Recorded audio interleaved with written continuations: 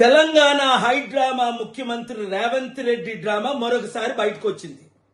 మొన్నే కదా అల్లు అర్జున్ సంధ్యా థియేటర్ దగ్గర రేవతి చనిపోవడం చాలా దుర్ఘటన, ఆయనే మర్డర్ చేయించాడని అలాంటి కేసులు ఒక హోమ్ మినిస్టర్గా ముఖ్యమంత్రిగా పెట్టించి ఫోన్ కాల్లు చేయించి ఆయనే అరెస్ట్ చేయించాడని మనం న్యూస్లో చూసాం. రాత్రంతా జైల్లో ఉంచాడు అని. మరి వెంటనే ఏమన్నాడు? ఒక ప్రాణం విలువెంత?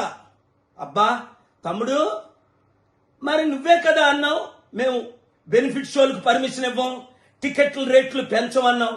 మరి ఇప్పుడు చిరంజీవి కొడుకు ఏదో సినిమా వచ్చిందట కదా, గేమ్ చేంజ్ ఏదో, మరి దానికి నువ్వు టికెట్ల రేట్లు ఎలా పెంచావు? బెనిఫిట్ షోలు ఎలాగిచ్చావు? రోజుకి 4 నుంచి 6.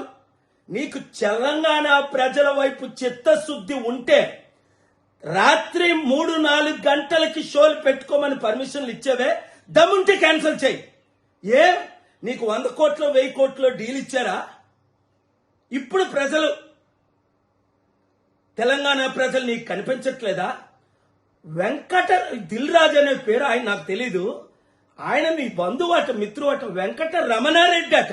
అంటే ఒక రెడ్డి వచ్చి ఈ రెడ్డితో మాట్లాడితే మీరు డీల్స్ చేసుకుంటారా?